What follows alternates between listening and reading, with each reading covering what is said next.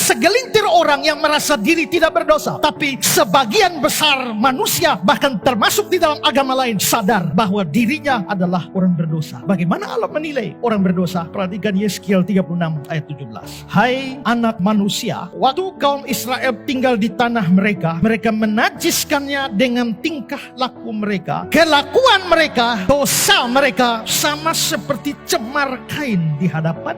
Berarti di mata Allah, di hadapan Allah, dosa kita atau kelakuan kita yang berdosa itu seperti cemar kain. Tapi apa itu cemar kain? Kata bahasa Ibraninya adalah nidah. Apa itu nidah?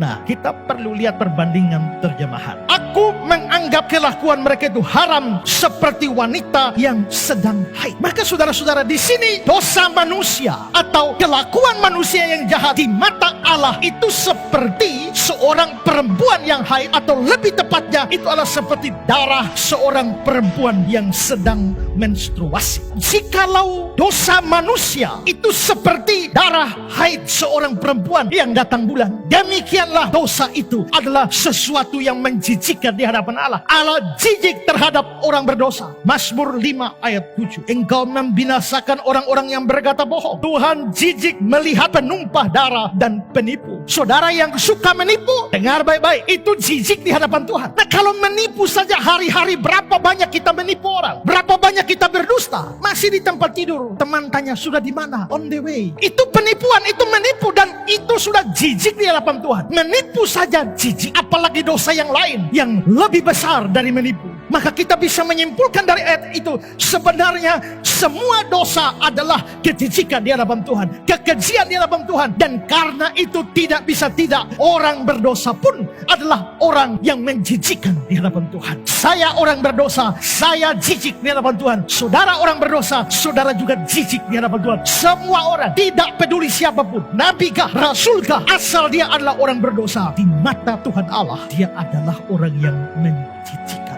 Semua orang yang rasa diri cukup baik, semua saudara yang rasa diri adalah orang-orang yang bermoral tinggi sekalipun, itu di mata manusia. Tapi di mata Allah, kamu menjijikan seperti saya. Kamu tidak layak di hadapan Allah, seperti saya juga, dan seperti semua orang yang berdosa. Kalau dosa kita seperti itu terus, bagaimana dengan kebaikan kita? Yesaya 64 ayat yang ke-6. Demikianlah kami sekalian seperti seorang najis, dan segala kesalehan kami seperti kain kotor. Tadi kita bicara dosa. Dosa itu adalah cemar kain. Tapi kebaikan atau kesalehan, sebenarnya terjemahan yang lebih tepat adalah kebenaran. Segala kebenaran kami seperti kain kotor. Perhatikan, yang disebut kain kotor bukan dosa, tapi kesalehan. Terus bukan sebagian kesalehan, tapi segala kesalehan itu seperti kain kotor. Kita lihat di dalam terjemahan lain, DRB, as the rags of menstruous woman, seperti kain dari menstruasi perempuan. Jadi rupanya ini bukan hanya sekedar kain kotor biasa di rumah kita, kain bel, kain lap meja, bukan. Tapi ini adalah kain menstruasi. Jikalau dosa seperti cemar kain, seperti darah seorang perempuan haid, maka perbuatan baik, kesalehan, segala kebenaran seperti kain haid, kain menstruasi atau kain pembalut. Maka saudara, semua ini menunjukkan bahwa sebenarnya bukan hanya dosa kita yang menjijikan, tapi kesalehan kita, segala kebaikan kebenaran kita pun hanya kalah menjijikan saja dari dosa. Artinya tidak bisa ada satu kebaikan, satu kesalehan, satu kebenaran. Jangankan satu, segala, tidak ada yang bisa menyenangkan hati Tuhan. Tidak ada yang bisa mulia di hadapan Tuhan. Tidak ada yang berkenan di hadapan Tuhan.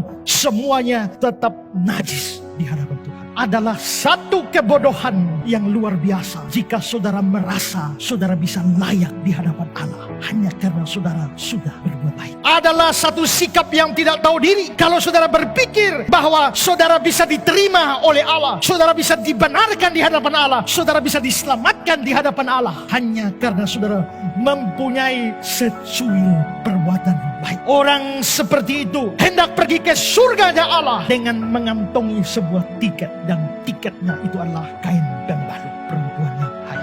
semua saudara yang rasa diri sebagai orang baik, semua saudara yang rasa diri sebagai seorang berdosa, tapi pada saat yang sama masih merasa diri cukup baik sehingga layak untuk masuk surga, layak dibenarkan di hadapan Allah, layak dimuliakan oleh Allah. Sadar diri saudara tetap menjijikan, dan tidak ada satu perbuatan kebenaran, tidak ada satu perbuatan kesalehan, tidak ada satu perbuatan baik pun yang bisa melayakkan kita di hadapan Allah. Karena itu kekristenan yang alkitabiah, yang injili, menentang setiap upaya manusia atau menentang setiap ajaran yang mengajarkan bahwa manusia itu bisa datang kepada Allah, bisa diselamatkan oleh Allah melalui amal salehnya, melalui perbuatannya, melalui peribadatannya, melalui etikanya, moralitasnya. Tidak bisa. Sebaik apapun setiap orang tetap najis di hadapan Allah dan harus pergi ke neraka selama-lamanya. Tapi dia sangat baik, tetap masuk neraka. Tapi dia sangat baik, tetap masuk neraka. Syarat masuk neraka itu dosa satu. Kamu tidak masuk neraka kalau tidak ada dosa sama sekali. Begitu ada dosa satu, kamu layak masuk neraka. Biarpun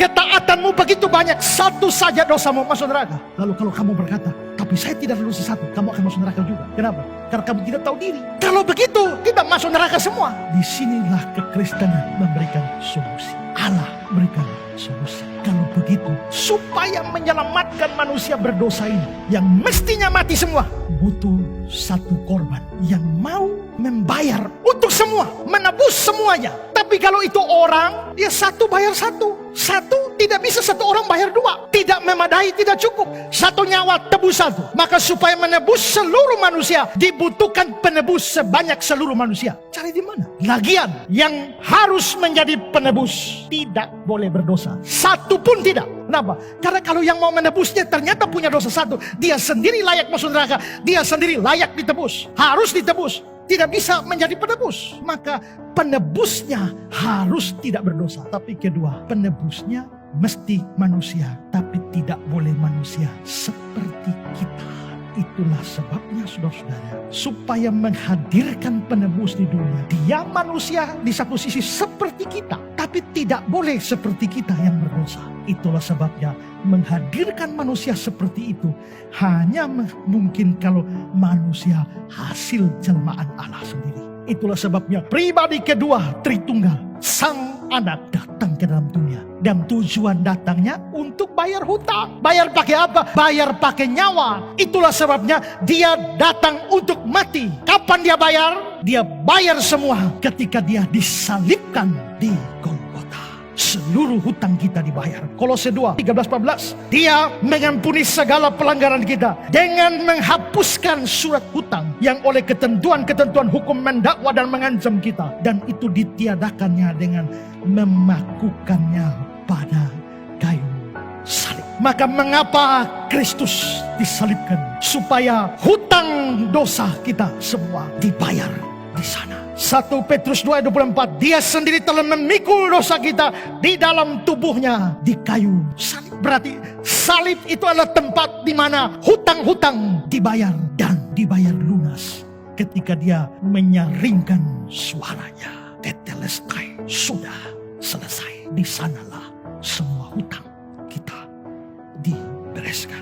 Maka setelah pembayaran hutang ini, maka manusia sudah bisa diselamatkan. Tapi bukan dengan perbuatan. Karena perbuatan tetap seperti Kain orang menstruasi. Setelah pembayaran hutang selesai, maka dia menetapkan bahwa keselamatan itu, pembenaran itu melalui iman kepada si pembayar utang itu. Percaya kepada Sang Penebus itu. Itu syarat. Karena itu kalau kita lihat Galatia 2:16. Kamu tahu bahwa tidak seorang pun dibenarkan oleh karena melakukan hukum Taurat. Tetapi hanya oleh karena iman dalam Kristus Yesus. Sebab kami pun telah percaya kepada Kristus Yesus. Supaya kami dibenarkan oleh karena iman dalam Kristus. Dan bukan oleh karena melakukan hukum Taurat. Jadi dengan matinya Yesus di atas kayu salib yang menebus kita, memikul hukuman dosa kita, maka dia menjadi jalan pendamaian satu-satunya. Tidak ada dua, tidak ada tiga, tidak ada banyak. Dia disalibkan. Kenapa dia disalibkan? Karena bayar hutang dosa kita yang cicik di hadapan Allah.